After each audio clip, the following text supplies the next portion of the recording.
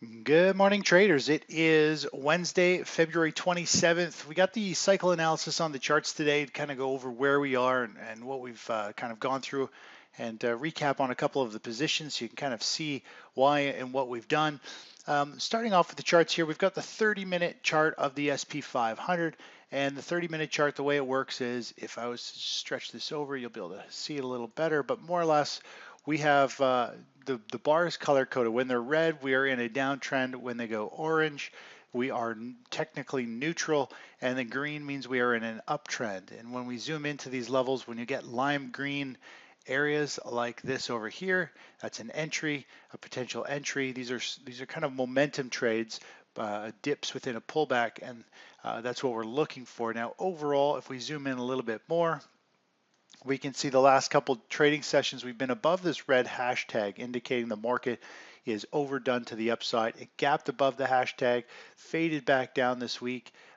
Yesterday traded along this level, still more or less with a overbought territory. We've got a downward cycle, and looks like we could see the market kind of pull back a little bit more today, potentially put in a little bit of a bottom and see how it recovers over the next couple of days.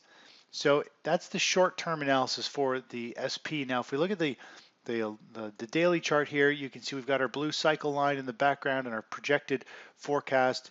And we're expecting the market to hit this previous high, which it has. It hit it dead on. It's pulled back ever since. The last three sessions it's pulling back. I do expect to see some volatility. We could see a big pop and some drops here as the market tries to shake things up. It's going to probably try to break this high, get everyone bullish and long, and then get stepped on and crushed. And we're looking for more or less a downward bias or sideways consolidation in the equities market, looking forward a little while here.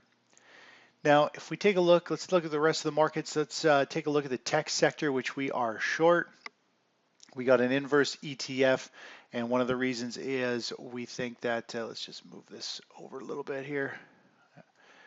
More or less, we've got some potential here for a pop in the tech sector, but again, we're at that last leg here where I think we could see a big pop and a drop in the market. Today's session, or next 2 or 3 sessions, we could see some increased volatility, maybe a push to new highs, followed by a sharp reversal. If we look at the daily chart cycle, you can see how the tech sector cycles are aligning for a pullback, which is why we've just stuck our toe in the water for an inverse ETF. We're letting it kind of work itself out here. We're underwater on this right now, hoping we're going to see the selling step in here at pretty much any day. Taking a look over at our current positions right now, we are long NIO. This is a IPO, which doesn't go back far enough to give us enough data for our cycle analysis, but more or less it's an IPO. It was a weekly chart set up. We got long. It had a big pop. We've started to scale out. We took 17.7% off yesterday. We're anticipating it might pop to this 1230 area. Maybe tomorrow was it. We'll have to see where, or yesterday was maybe the kind of washout pop high. But overall, we are looking for a 1230, a potential blow off top here in NIO. If we take a look at our other play that we got out of earlier in the week, we got out of Roku, ROKU. We got into the play, started to run. We got 8.8% on the first wave, started to come up, started to push higher. We got out for 18% on the second. We did have a cycle topping out here, which is why we got out. We were thinking it could very easily collapse. And we got out. A couple days later, it popped and hit our 63, 64 target, which happens. This happens quite often.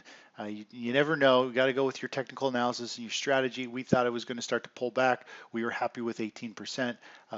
It took off without us, but that is fine. The key is we want to get into these, take partial profits, take the rest off when the market is saying, hey, it could take the money back from us. Let's get out before it does so. So that's where we are with Roku. We are out of that. Looking at UGAZ. UGAZ, this is a leveraged chart. Really not giving much. Everything is completely collapsed, more or less. Everything is screaming to get out of the market. Yesterday on our 30-minute chart, the last couple of days, it's actually popped into an overbought territory. All these S's mean sell short. More or less, yesterday it popped higher. It almost hit our target of 36. if we were going to hit 36 in the morning, where I was just going to eject out of it and close it out for a 40 or 38% gain or so, but instead it reversed back down. We closed out late in the day. We took 30% the previous day, 25% yesterday.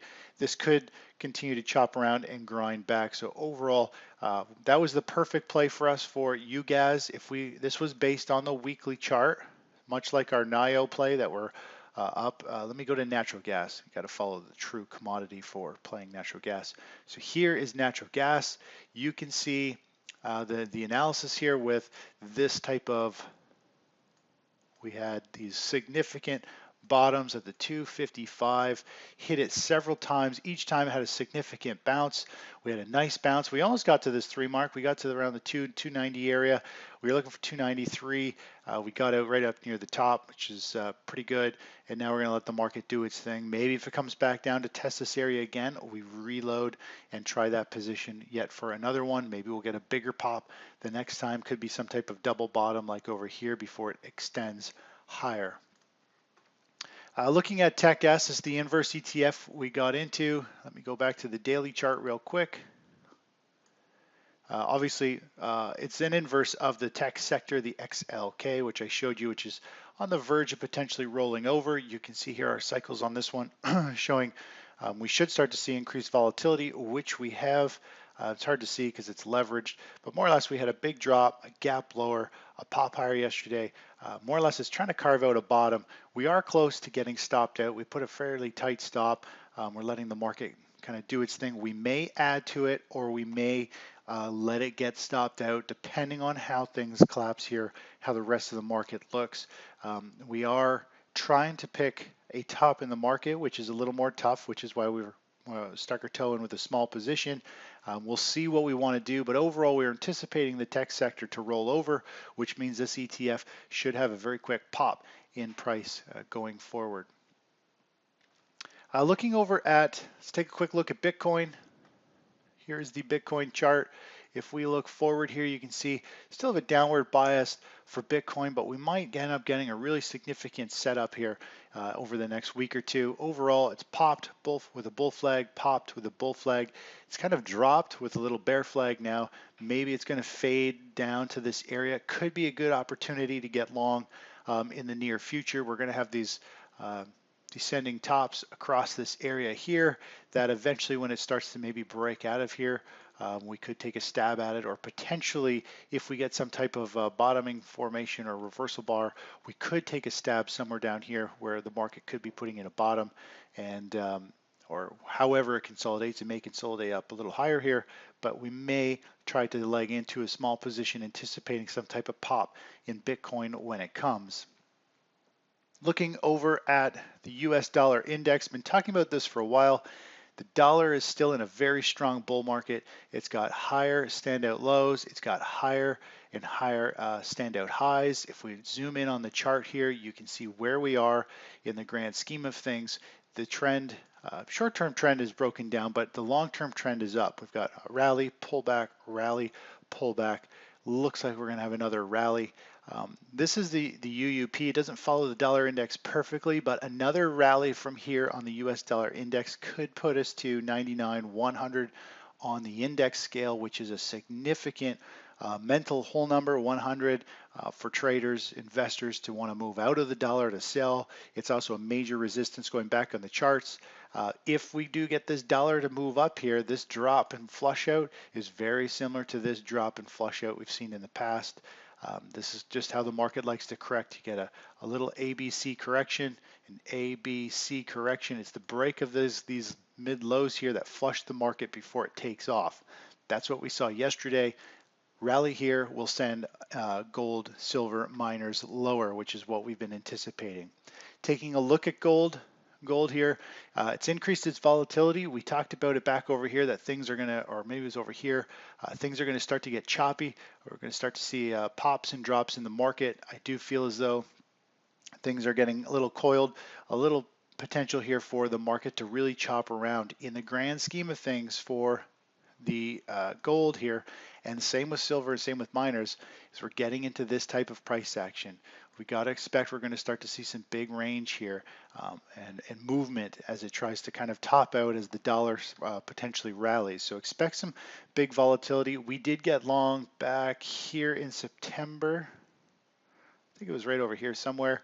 We got out right over here, and this was the GDXJ. We're now going to let the market do its thing.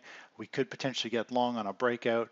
We could potentially, depending on how this spikes and pops up, we may end up getting a short position for some type of quick pullback to the lower end of the range, somewhere in here. But expect a lot of noise going forward for precious metals. Looking over at, let's take a look at crude oil real quick. Crude oil moving up here. If you can see this potential here, it is trying to build its base. It is trending higher, breaking some highs. Cycles does show that we should be starting to move higher again. Overall, I'm not a huge fan of getting into crude at this point, but when you look at the cycle, it paints a pretty good picture of where the bias is. Maybe this is going to start to run and move up for another week or two, potentially get up to this next resistance target, this blue line on the chart. Overall, it does have a bullish bias, but I don't really see a clear setup. I mean, we could potentially chase a breakout, see if we catch this. Commodities should start to firm up if the equities markets roll over. They have been firming up and doing well, but maybe they're going to have a little bit of a run. I think the dollar is going to have a lot of play here, though, so that's one of the reasons why I'm a little neutral to bearish on commodities in general at this point. Last but not least, take a look. This is the daily chart of bonds. Obviously, bonds, they haven't been rocketing higher, but they've been holding their ground for the last couple months. As the stock market's been rallying, we've seen bonds continue to hold their ground, and actually there's some fear in the market that equities are going to roll over. And as that happens, if the equities market rolls over, we're going to see bonds start to take off and become the safe haven again. And what's interesting here is bonds really haven't gone anywhere. They've had more or less they've been channeling or building our little rising wedge here. But overall, look at the volume on bonds. It's almost like smart money knows where they're going. They're rotating out of stocks. They're getting into the safe haven bond plays, getting ready for potentially a pop in bond prices as we get a correction in the equities market. So we're going to keep our eyes peeled for that going forward and see how things unfold there. Anyways, that's it for this morning. I'll talk to you in a little bit. Bye-bye.